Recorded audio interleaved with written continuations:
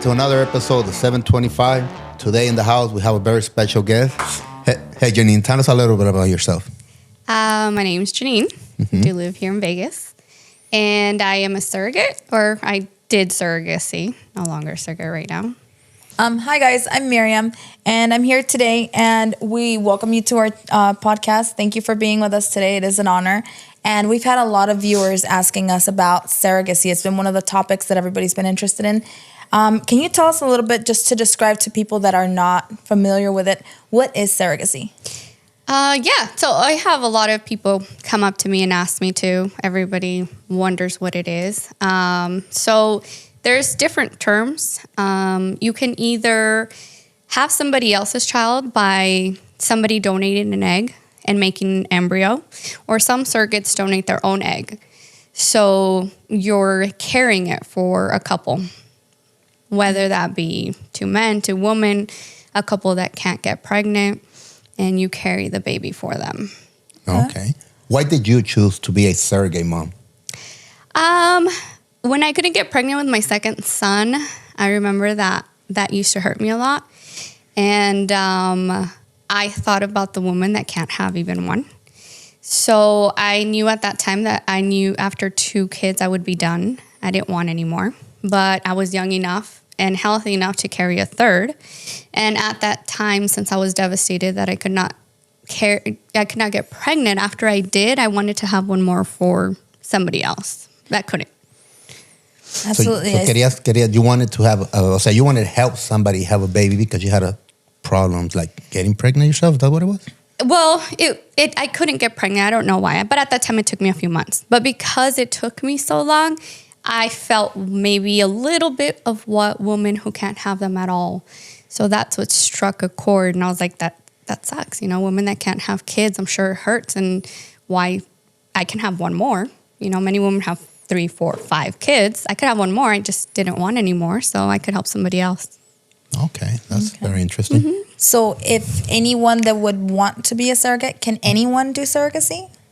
So I remember looking into it. I had reached out to a company. They actually give me like an application of sorts. That in the application, there's a few requirements. Your BMI has to be low, healthy. There's different requirements. Some are that, you know, you're stable, job stable, home stable, car stable enough to take you back and forth to your medical appointments. You have to have children already of your own. They have to be healthy deliveries. If you had any complications, you wouldn't qualify.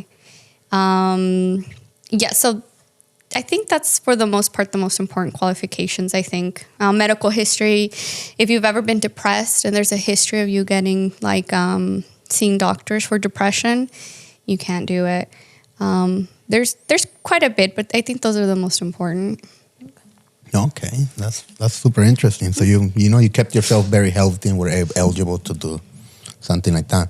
How long is the process from like the moment you decide to do it to delivery? You know, how long does that normally take? It varies. There's so many variables. So the first step for me was you need a psychology test to make sure that you're psychologically healthy to hand over a baby or to carry a baby for someone else. It starts there. And then after that, it's all your medical appointments. So I'm assuming if you're healthy and everything goes according to plan, it can be very quick. I'm sure in like a year, it's beginning to end. But for me, it took a little bit more because there was a little bit more to that in the midst of appointments and kids and, you know, but I'm sure it could be a little over a year. A little bit over a year. Wow. And I can't even begin to imagine the expense of something like this without, you know, having enough knowledge about this. Does insurance cover this? Does their insurance cover it? How does the expense get covered throughout this process? Yeah, great question. So it depends on your health insurance. So if, for example, for me, I had health insurance, and so it helped them in their cost. So because it helped them in their costs, my health insurance did cover my pregnancy as it were my own. So that made their expenses cheaper and what they would pay goes up a little bit more because they're saving so much money in medical expenses. Some insurances don't do that. Just because it's a surrogacy, they won't cover you. But if you have to call and ask for the fine print, and some of them cover it as it's a normal, not the whole procedure. So after you get pregnant, then it's covered as a normal pregnancy. Right. But the transfers, the IVF part, that wasn't covered. Wow. Oh, wow. Mm-hmm. So you say you did it because, you wanted to help people out there that couldn't get pregnant. Do you get to choose who you help, or do they assign people, to be the parents of the surrogates? No, I mean, you definitely get to pick. So I went through a company, and in that company, it's kind of like they show you couples. They show you details of them, if they have kids, if they don't, where they come from, their background, why do they want kids, and you go through them and you can pick who you want to help. Vice versa, I think they get to go through surrogates or potential surrogates and look at their background and their kids and their family and their lifestyle, and they pick you. So if it's a match, then you meet and you decide if that's who you want to help. Okay. So did they create like a meeting to where you actually meet the parents and you guys conversate and see if like, okay, that's somebody I want to help or somebody I don't want to help? Yeah, definitely. So you can match. It's a matching thing, really. They pick you, you pick them. Well, when you say match, I think of like Tinder, like swipe right or swipe left, you know what I mean? That's really how it works. It's if they pick you and you pick them, then you match, and there's several, and if you choose who you want to help. But when you choose them, do you choose them because you guys hang out, o sea, fuiste and you conviviste do you with have the an couple? Interaction with them like through a trans of time? Or it's you literally just through a page quick and a review? So it's up to you. I basically, the ball's in my court. As fast or as slow as I wanted to go. I did meet 2 couples, one of which actually was in China. Wow. So we FaceTime, and we used to FaceTime. And we would talk, and actually it was even through translator because they didn't speak English. Okay. So we did speak for a little while. It's just as long as I made my decision. They wanted me to do it, but until I make my decision. Then I chose another couple. People want to do it for different reasons. I wanted to do it to help specifically a woman that had trouble getting pregnant. And it didn't work out that way. I met a gay couple, and something clicked. It was just chemistry. They were amazing. Who's to think that, of course, 2 men can't have kids either? Just like a woman can't have a child, right. 2 men can't. And we met. We went out for lunch one day just to meet and see how we felt about each other, and everything felt right. Like, it just felt right. They were just so kind, and I felt like the child would be in no better hands. And I picked them from there, and they wanted me to do it. And it wasn't what I initially started to want to do, but I was happy I did that. That's amazing. That's amazing. It takes a great heart for, to go through that. So for someone who is interested in doing something like this, what are the steps that this would entail, like initially? From beginning to... So I think initially would be making sure that you're mentally, I don't want to say stable, but you mentally have prepared to know that you're getting pregnant and that you are parting from this child. So once you are mentally prepared, there is companies, out there that help you proceed with the next steps. Each company is different, I'm sure. And the company I went with made me feel very comfortable explaining step by step of what needed to be done. And it really helped me through the process of knowing what I'm doing. But you don't have to do anything until you pick a company, if that's the route you're going, and then they go through everything else. They take care of everything for you. There's attorneys who have to prepare contracts, and it's how you're comfortable. I think the first part is just mentally preparing that you're going to give up the baby you're carrying. Oh, okay. But okay, so you're mentally prepared, and you're going to do it. What is the first step that person has to do? I mean, like you obviously chose an agency. Did you saw different agencies before you picked yours? I didn't. I knew I wanted to do it, but it happened. I knew I wanted to do it before I even looked for it. And I think everything happens for a reason.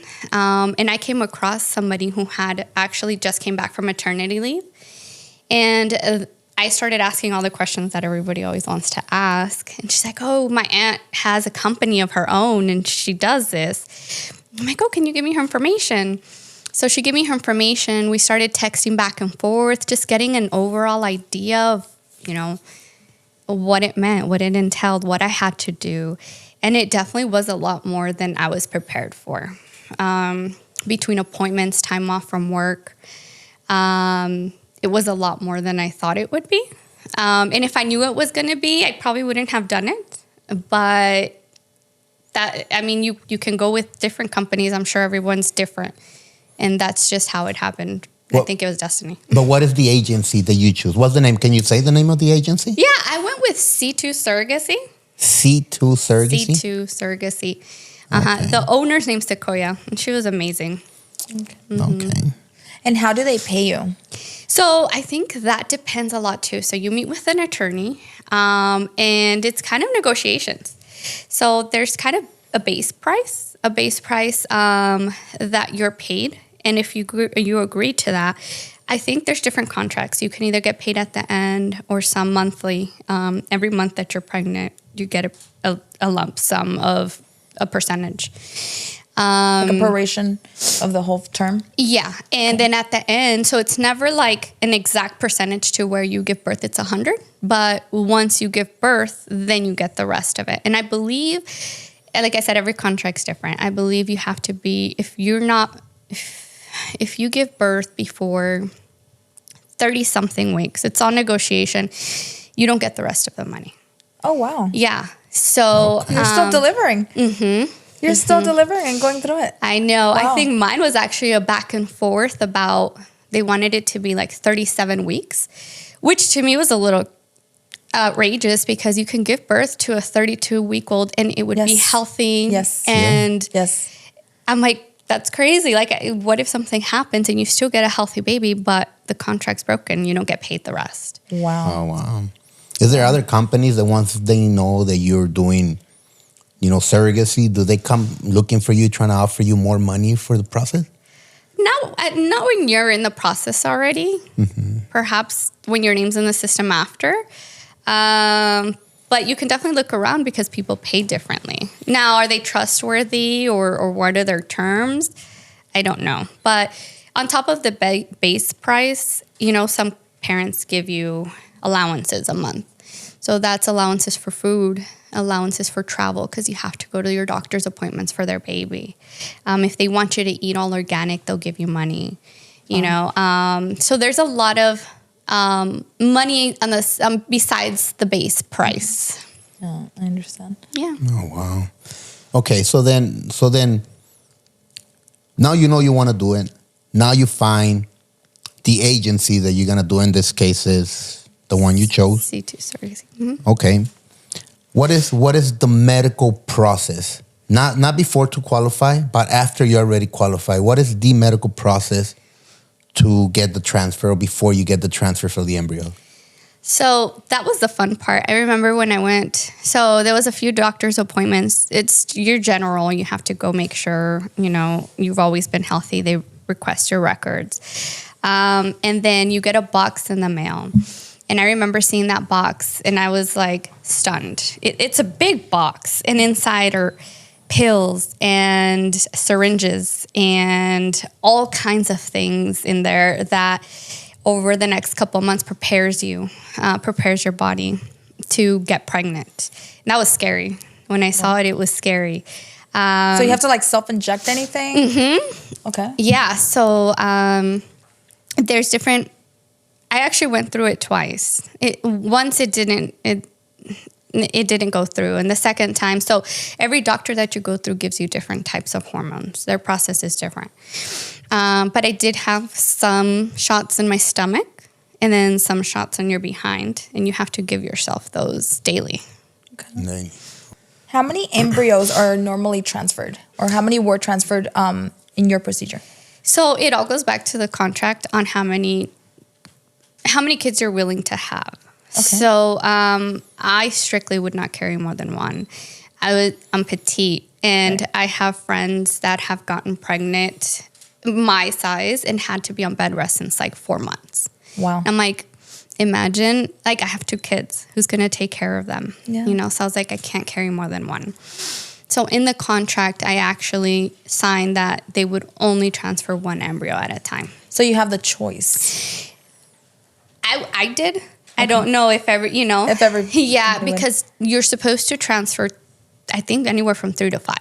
Wow. So the less you transfer, the less likely it is that you'll be pregnant, because 1 to stick is a very slim chance. But I was not willing to risk having twins. And even then, even 1 embryo could separate. Right. So there was still a slight percent that I could have multiples off of 1 embryo. Wow. Yeah. Oh, wow. Very true. Yeah. Very true. So after you do the transfer and it sticks, and now you're pregnant. Okay, so now you're pregnant. So can you describe what was your daily like now carrying a baby that now you're responsible to take care of? Yeah, so for the first 3 months, you have to continue taking hormones. Your body has to hold the baby. In injections or like? Injections. Injections, okay. Mm-hmm. Your body needs to continue to hold the baby that's not naturally yours. So for 3 months, you still have to take the hormones. It really isn't much more than just a normal pregnancy. You have to be careful. You have to be careful not, jump or swim or, go skating. But after just those 3 months, you have to be careful to continue to take the hormone shots. And then once those 3 months are over, it's pretty much just a normal pregnancy. Yeah. Mm-hmm. Okay. So, pero no nauseas, mareos, morning sickness, all of those things were the same as a regular pregnancy? Yeah, everything. Like, did it enhance anything, or did it lessen any of the regular pregnancy procedures, or like morning sickness, anything like that? Was it pretty identical to a normal carry, or was it a different experience at all? So I have 2 other kids, and right. both kids were so different. Sure. The only thing is that I felt pregnant before, because you start taking hormones a month before, and I say maybe more, maybe 2 months before. First in form of pills, and then in form of shots. So you have all these hormonal changes, like if you're pregnant, before you're pregnant. Wow. So I was kind of a wreck before I was even, to me, it was my emotions, which I'm already an emotional person. But yeah, even 2 months before, I was like, yeah, I can feel this. I'm pregnant. And I hadn't even had a transfer yet. Wow. But my body could feel that. You were very emotionally prepared. Yes. Mentally prepared. Yeah. And hormonally prepared. Yes. So as soon as they did the transfer, I was like, I know I'm pregnant. But it's just because your body already has to think it's pregnant anyways. So there's no difference. Okay. So now that now you're pregnant, so the baby daddies obviously are, very concerned to make sure everything is okay throughout the whole 40 weeks, right? Mm-hmm. What did they do to maintain your comfortness and your eating and all of that stuff? Did they want any special requests when it came to growing the embryo? So I'm sure every single couple is different. But the couple I had were so relaxed. Relaxed. They were there asking me every minute if I needed something, if I wanted something. At that time, I remember telling them once that the worst thing was coming home to cook. I'm tired. I have 2 kids already. And so they purchased a meal plan for me. So I would have meals come home, on a weekly. So I didn't have to cook. Okay. Cleaning, they had someone go to my house to clean so that I really didn't have to do that. I'm trying to think what else. But for anything, they were always like, let us know what you need. I do believe that in most companies, you don't really have a lot of contact with a couple. Okay. It's mostly just you have the baby and they're there in case of an emergency, and you talk to your agent or the person in between. But the couple that I had was very interactive and wanted to be there along the way all the time. So they were texting me all the time. Do you need anything? Can we get you anything? Can we take care of your kids so that you have time for yourself? Amazing. That's so amazing. Massages. I would get massages all the time. So they were very generous, very good to me. Sounds like it was very pampering. That's Yes. great. That's very great. Yeah. I mean, like now that you touched the subject, so they're treating you right. They're giving you a nice pregnancy. You obviously, giving birth, right? So does the surrogate mom, does she have any parental rights over the baby? No. So even when you start, before there's even an embryo transfer, there is a contract. And in the contract, there's a lot of verbiage on breaching contract. And right away, one of the first things is you don't have any rights to it. Mind you, I didn't have any genetics to it because the egg wasn't mine either. Okay. So no, I signed away my rights before anything even starts. Wow. So what are the steps right after birth? What happens? Is there interaction? Like a normal pregnancy, I know, they immediately do chest to chest and things like that. What are the steps during surrogacy? What I think I enjoyed the most with having a child for 2 men was, and I have spoken to other people where they're like, usually when there's a woman involved, she's very, I would say, she's controlling. She's territorial. Jealous. Yeah, she's territorial. Exactly. She wants her baby. That's mine. Give it to me right away. And with 2 men, it was more like they were so relaxed. And so they're like, hold the baby, you feed the baby. I was able to breastfeed. They had a room right next to mine. So in the delivery, it was actually, they were there. And it was my choice. You can choose. About to ask that question. Yeah, so you can decide who's in the room. And they're fantastic, actually. So it was both of them. Was it weird for you to have them there? No. For delivery? No? It was not weird. And it's so funny. People, it was like, in the contracts, are they allowed behind the sheets, you know? Because behind, in front of the sheets, you can either just see me or are they allowed to see? I was like, they're gay. I don't think they're attracted to my hoo-ha. So, and even if they were, I don't think they would be at that moment, right? Yeah. Right. So did you have to sign and make that decision in the very beginning? Mm-mm. Or is that something that you're able to revert a decision on at the end? Or do you decide that right before birth? No. So I think the whole thing was up in the air.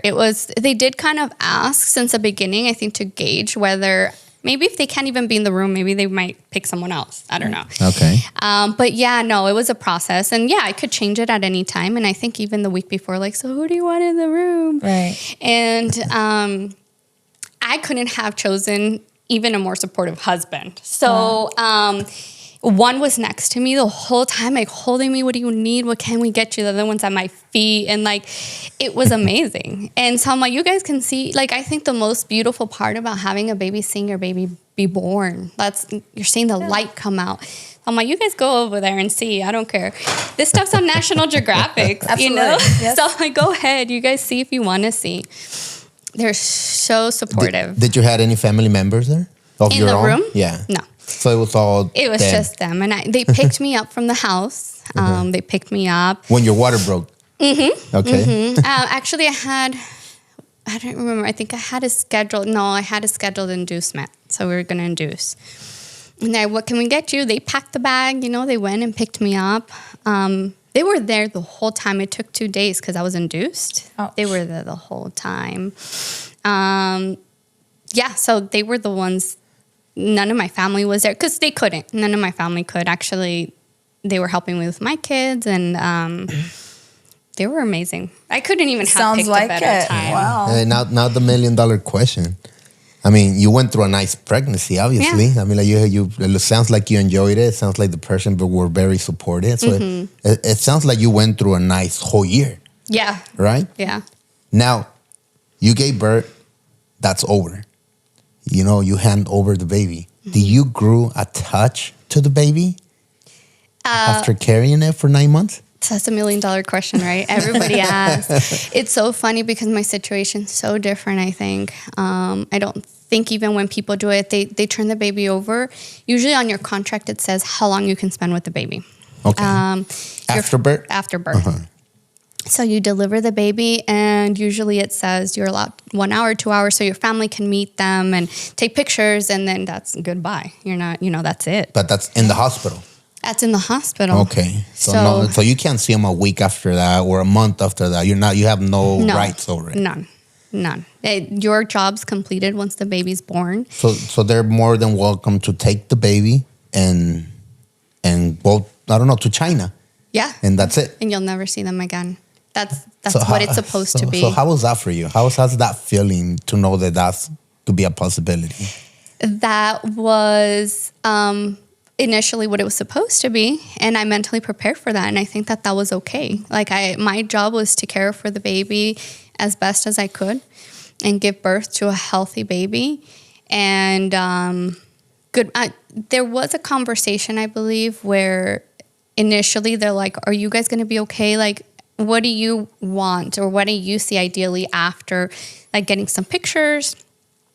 Maybe a year later, getting a picture, seeing that the baby's healthy. And I was like, yeah, I think a few pictures would be great. I'd be okay with a few pictures. Right. Continue. But a few pictures, to me, we grew, I guess, like a bond. We actually got very close. And during my pregnancy, they would visit me a lot, and I would visit them. And so my situation was different. So I gave birth, and they wanted me to breastfeed so the baby would have all the nutrients. And so I did breastfeed, and we were together the whole time. And then they did spend the night by themselves with the baby. Actually, I was thrilled because I didn't, after you give birth, you don't feel good, and you have to still be there for a baby. You need that rest. And I can imagine, I've had labor once, and it was like 2 hours. You did 2 days. Like, you need that rest. Yeah, but like, if you're mentally preparing yourself to hand over the baby after pregnancy, release. But then after pregnancy, you're still breastfeeding and you're still seeing the child. Like, isn't it by nature to grow some type of attachment? So it's your body does call for a baby. Your milk comes out, and I slept like a baby. I slept good because I didn't have to feed a baby, but my body was kind of calling for the baby that I had. Yeah. They spent the night by themselves in the next room. It was kind of weird. I was by myself. And they came by the next morning, brought me breakfast, brought the baby. And it wasn't over. We kept in touch. I saw the baby every day for the first week, I think, because they felt that I would probably have, like, postpartum if I didn't see the baby. And did you? So did you felt any symptoms of it? At first I didn't, because I was seeing the baby so often. Okay. Every day. They would come to the house every day. And I'm like, why are you taking this newborn out? Plus, they live pretty far from me. But I would see the baby every day. And then every day turned into every other day. And then every other day turned into, like, once a week. And that's when it kind of hit me. So I did get some postpartum. I felt sad. I wasn't working, because you took the time off. I wasn't working. I was just trying to feel better. Did you took any therapy for it, or you just learned to deal with it on your own? I didn't, and they offered it a lot because that was in the contract too. If I got postpartum, they would provide therapy. But I'm more of like a naturalist, so I just stuck it out. I saw them, I talked to them. They're like, what do you need? Do you need to see the baby? What do you need from us? And I just stuck it out. And I did feel better later, especially because I'm not ready I wouldn't want another baby in my life. I think that's the way I saw it, and that's how I prepared myself. I'm a single mother of 2 kids. What do I look like being a single mother of 3? They have an amazing life. The baby has an amazing life. Amazing parents who provide swimming classes as soon as he was born. He's in gymnastics and baby tumbling, and he's only, a year now. And so I see that, and we still keep in touch, and I don't feel an attachment personally. I do love him, as you may love anybody who you're close to, But I personally don't feel like that's my baby. I want him back. Right. Okay. That's good. I'm Let's sure fall everybody looks at it. into the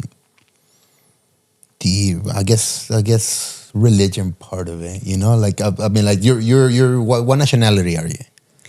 Nationality? Yeah, like your nationality. You're Mexican. I'm Mexican. You're Mexican. Uh-huh, So yeah. growing up Mexican, I mean, I want to assume you grew Catholic, right? I did grow up Catholic, yeah. Okay. What is your family thoughts on this? Like, what did they say when you told them, hey, you know, guys, I'm gonna have a baby for a gay couple, you know, and then when the baby's done, I'm gonna hand it over. I mean, like, what was their thoughts about it? Are they traditional or are they open minded like most of us? More liberal. That is so funny. This is actually, that's like my best story to tell because so when I first said I wanted to do it, I went and saw an attorney. I went and saw the lady. And I think I came to my mom and I was like, oh, so guess what I think I want to do? And she's like, what? What are you doing? You're going to give my grandchild away? Like, what? You can't do that. And so she was completely against it. She didn't like it, but she wasn't, you know how Mexican moms, when they're really against something, they're extreme? She wasn't extreme, but she didn't like it. So then I was like, I'm going to do it anyways. And so some time passed a little bit, and I don't know how. I think I explained the situation better to her, how it's not my egg, what the process is, what it entails, and she kind of accepted it later. Not only did she accept it, but she was extremely helpful. She started giving me my shots. You know, she was extremely helpful. Like She started making calditos and yes, like if she They didn't grow attachment towards the pregnancy. So, my mom was very helpful and she was there and she's like, I can't wait to see the baby. My dad wasn't thrilled. He grew into that later too. And the gay thing, my mom was completely fine. My dad actually came around when he met him because they're amazing people. And, no, I think she did at first initially love to see the baby. And for some weird reason, later she's like, you know what? I think it's best that you start separating yourself. She's like, that's not your baby. He's not yours. She's so she started helping you morally. Like it started changing. I was like, that's so weird coming from you, you know? And she's like, yeah, I just think it's healthier if you start, start slowly backing away. And so, one day you might not see him anymore. Yeah, and that's something that you were okay with since the beginning. So, I mean, like... I was okay with that. And it's been a year now. And I think at this point we see each other once a month, twice a month. Okay, so you still see him. So, I mean, it's easier to grow apart. Okay. It is. If I want to see him, I can. We spent the first birthday together. But it's not your normal surrogacy. That's not what people usually do. You just had a good experience, which is different. I think we just bonded. Do you know who the mom egg was? Do you know who they used for the egg on the mother side? I do, but not personally. Oh, was it one of their family members, or it was just another random person? It was just someone who donated eggs. You see, if I had a male couple, and we wanted to have babies, I would probably have either my couple's sister or my own sister donate the egg with his sperm or my sperm, vice versa. So it can actually be blood related to us, like, of course. I will tell like my boyfriend, be like, hey, convince your sister to give us an egg so we could mix with my sperm and like that the baby actually have your bloodline. That's true. That's probably something that's probably something I would do.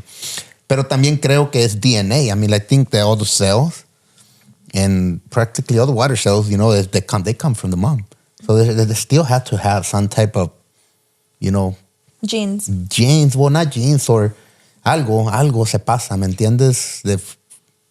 Through the water cells. I'm sure there's a connection some way. But I don't think there's a big connection. I don't. No. I see him and I just don't feel like he's mine. Okay, that's good. No. If it would have been your egg, do you think that would have made that difference? I don't think I could have done my egg. I don't. Because technically that is your kid. Then, yeah. Right. Yeah. And people sometimes, instead of doing surrogacy, which they do egg donation, which also I think pays you pretty well. But I'm like, that's like giving away your kids. You know, but some people think that is just a modern way to sell babies now. You know what I mean? I mean, like some people think, you know how in the ranchos they literally sell their kids and stuff like that? They think that is a modern way to do it. You know, but I think if you do it for the right reasons, like you said, to help people that can't have kids, I mean, and it's not your DNA. Technically, you're just another person, you know, using your healthy body to help somebody else. It's so interesting to see people's reactions because there's so many different views, and some people are completely against it. Like, how could you do that? You know, how could you give your baby away? And others are just understanding. So there's a lot of different I think views. it's because they don't see the good in it. For example, that you just said, you helped a good couple that couldn't have babies, but now that you know them a year after, and you see how well they're doing, I mean, they're probably doing a better job than a traditional couple. That's exactly how I view it. I think they have a better household than some households with a mother and a father, who some might be, you know, have domestic violence or unloving households where they're not wanted. But I think they have a great household. I'm glad I did it. I don't feel like I gave my baby away. I think giving my eggs or donating my eggs would be more of me giving my kids away. Will you do it again? No. No? Do you recommend people to do it that are looking into doing it? Absolutely. I think it was a great experience. I loved it. I think everything came out as planned. I couldn't even have planned it better. And some people say once you do it once, you'll do it again because they pay you more after they know you can have a healthy surrogacy baby, you know, process. Okay. They pay you more. I think the third time's like $100,000 or something. Wow. Oh, nice. Yeah, but boys, you can't do it.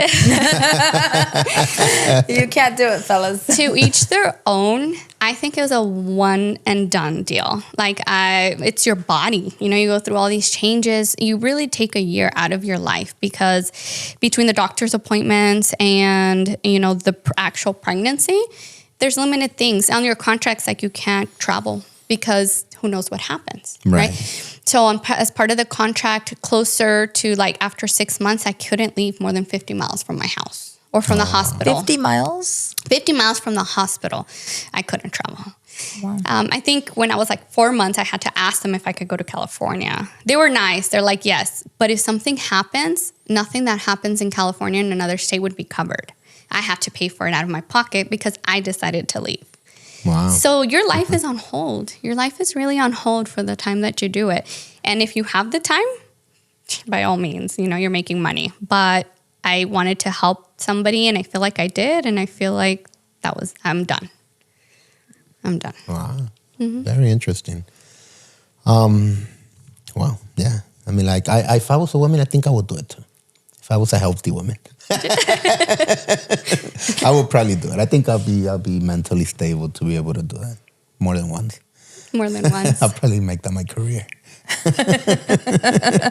How many times can a person do it? In his next life.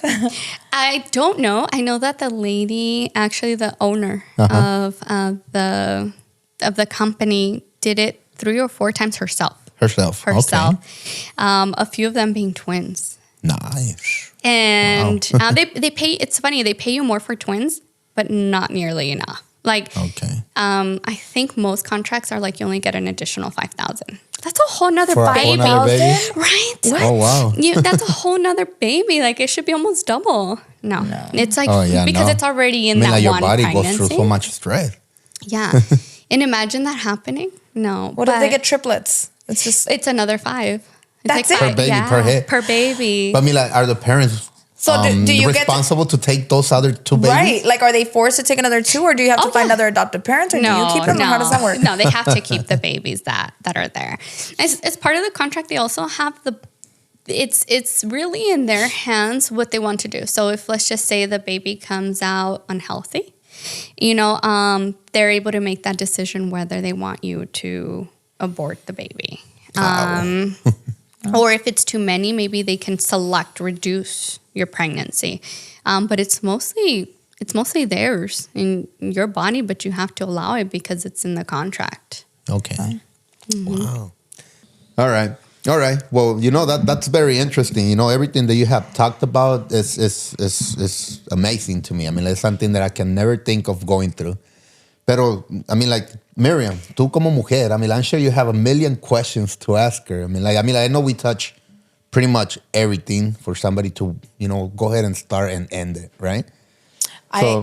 I think it's very valuable. And when you were mentioning about how your mom was supportive and, shifted her mind through the whole process, like that shows unconditional love, and that's amazing. That's something that you have forever. How did your kids take it? If you don't mind me asking, what ages were your kids when you were going through the process, and how did they handle the change? Did they have an expectation? Did they get questioned at school? That's a wonderful question. So when I initially knew that I wanted to do it, and I had inquired more about it before I even moved forward, I sat both my kids down, and this was 2 years ago. No, more than that now, because it was 2 years before I started. So let's just say it was about 4 years ago. So my daughter was, she's 17 now, and my son is 8. So my son was 4 or 5, and he was little. And I sat him down, and I was like, hey, papi, I was like, I'm thinking about having a baby.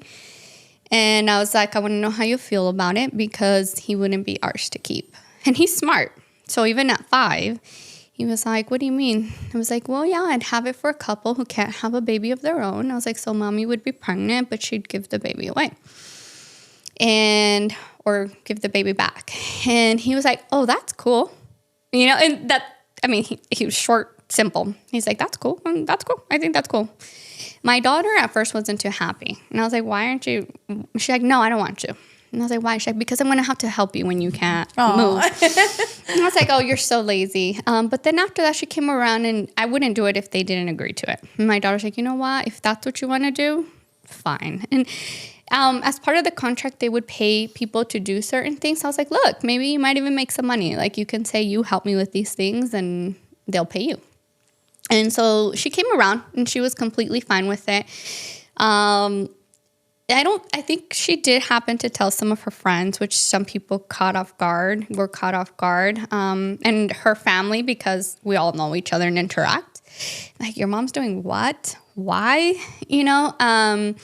But everybody came around. Everybody's okay. I think some people were like, her dad voiced that he didn't think it was okay, that he thought I would regret it later. And he voiced that. I didn't like that, because it has nothing to do with him other than we have a daughter in between.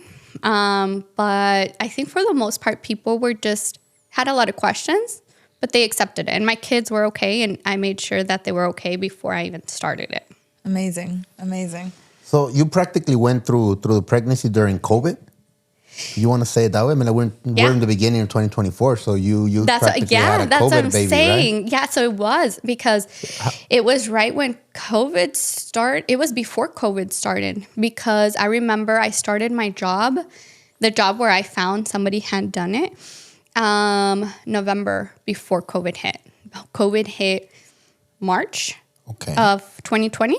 So then November of 2019 was when I initially looked into it. What was it like? I mean, was las vacunas vaccination an issue when it came to that? Yeah, it was.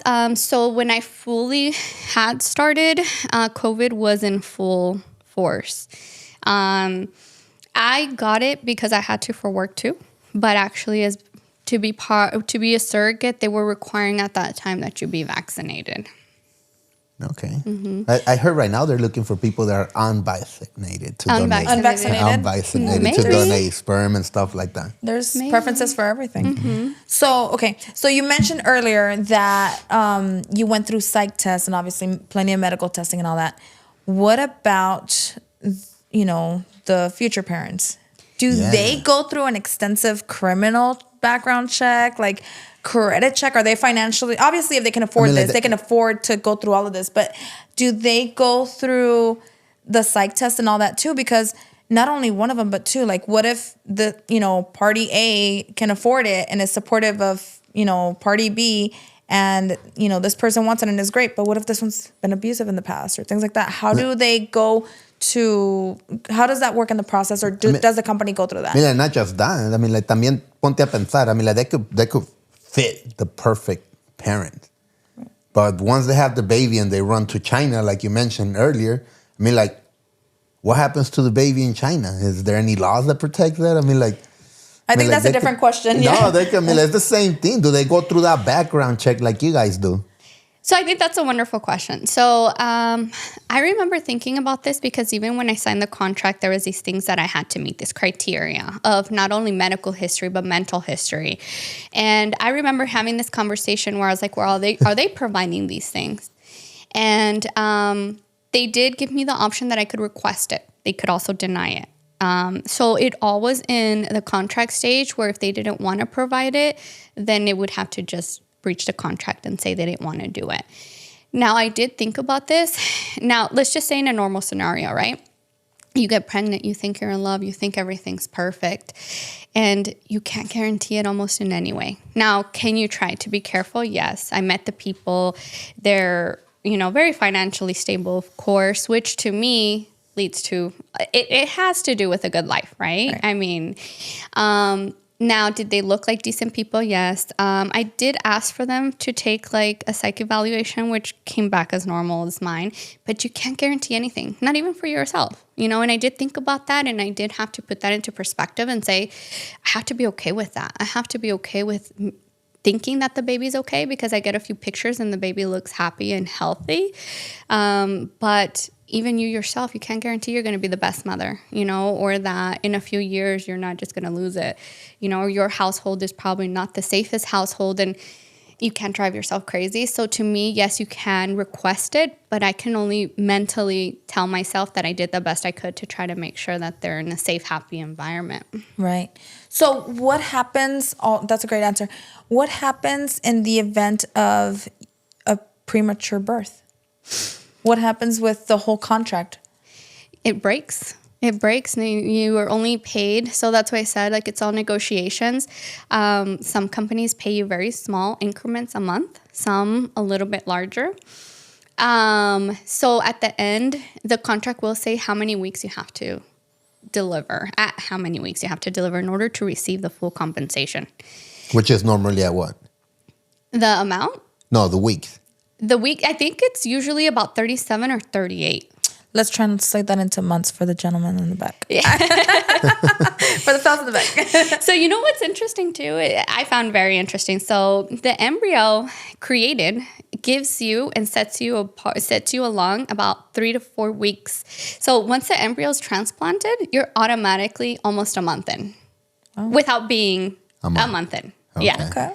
So that was fun for me because it was like, I remember my friends being like, what is wrong with your pregnancy? Why are you 6 months and you've only done this 4 months ago? So it's already, an cool embryo that's created for a month. It varies, I think, on when they attach it or they transfer it and stuff. But I'm sorry, I completely got off topic of what we were saying. No. You continúa hablando. O sea, it's all information. It's good thing to know. Yeah. So 38 would be what? About 8.5 weeks. About instead of the full 9. Fellas, did you get that back then? All right. Yeah. So they want a full-term baby in order to get paid. Imagine getting a contract that says you have to deliver at 36 and you deliver at 35 and it's a healthy baby. And you go through the whole process. The whole pregnancy and you're out. The contract says you don't get paid the rest. So they would still, okay, so if you deliver at 35 weeks, you don't get paid and they still get a baby? Yeah. A premature baby? Yeah. Wow. I know. That's very unfair. Wow. I know. I mean, I wonder, I think I was in a situation where I was close enough to them to be like, hey, you guys know you should pay me. But a contract's a contract. So is there a difference of benefits or if someone delivers a baby by C-section or naturally? Oh, yeah. Or what about epidurals? Is there a difference or does a surrogate get paid more if they don't go through with a epidural? How does all that work? You have such great questions. Thank you. You really do. These are things I didn't even think about. I didn't even think about. Yeah. Our original host staying here, he chose to be producer today, but please excuse our questions. No, these are so good. So yeah, actually, as part of a contract, there was lots of things. So let's just say that I actually had to go through an abortion because the baby's unhealthy and they want me to. There's a price tag on that. They'll pay for that abortion. If I have to have a C-section, it's not much, but they pay you for that. They pay you for pain and suffering for a C-section. And wait, before we move on to the next one. So on a C-section, there's also so much care afterwards. And, But what if she dies during the C-section or during pregnancy? Well, she mentioned life insurance. Did she? No, Yeah. she didn't mention life insurance. okay, so if it is so the baby, will they still cover your medical recovery after a C-section? Okay, so it varies so much. Under my contract, they were actually not going to cover anything. It's just on the contract how much time I could take off, and they would be held responsible for. So a normal vaginal delivery is 6 weeks, and then C-section's 8. And they would still be help for that time period. They would also give a little, payment because if it had to be C-section, if you had the baby in the tube, or there was a lot of medical things that if they happened, you got paid for. I don't remember specifics because I didn't have to go through any of that, thank goodness. They did end up paying or helping me for 6 weeks because mine was normal, but then it would be 8 if it was C-section. And on your note, so there was life insurance actually as part of the initial contract, which is a very good thing to look at because it's all negotiable and life is not guaranteed. And I think that death when delivery is actually so common and people don't speak about it enough and it's not in the news, but women die all the time delivering or during pregnancy. And it was actually a very high risk during COVID that my initial appointment with my attorney is like, you're risking your life because right now I've had 6 surrogates die because they got COVID. Oh, wow. He told me that and I was like, oh, thanks. Thanks. I was going to sign, but now I don't know. But does the life insurance guarantees to cover your family? Tú tienes 2 hijos. So as part of that, it was a negotiation of how much and how much they get because they have to be covered too because they're paying a lot of money to go through all of this. So, my life insurance was enough to leave my kids. Actually, in specific, let's just say my life insurance was $500,000. They would get $100,000 off of that. $400,000 would go for my kids. If you ask me, I think that's nothing. Right. Yeah. That's nothing to people who aren't prepared in life. That wouldn't be what my kids get, but at least it's something through that. Okay. But definitely, if that's all you have, you're risking your life for it's worth a lot. But the attorney's like, yeah, right now women are dying left and right because when you're pregnant, you're at high risk. Everything that you got it's intensified. Your defenses are low, and people were dying. So it was a high risk. Wow. Do they allow you to have a job when you're during surrogacy? You have I know during that time, so much turned into, working from home. But if you, are you able to carry, a normal job at an office or a store or warehouse, whatever it is? Do they allow for that? Or do you have to stay at home? So you have to work. I think the initial thought on that is, and I see it, is that if your sole purpose of doing it is because you need money, you're doing it for the wrong reasons, and you might not treat their baby great because you're only doing it because you need money. So you have to work. You have to be... considering that it was a COVID period, you were probably working from home at that time, right? I was working from home. And of course, they do require that you're probably not carrying, heavy machinery or things like that, which I had a very normal job, sit at a desk.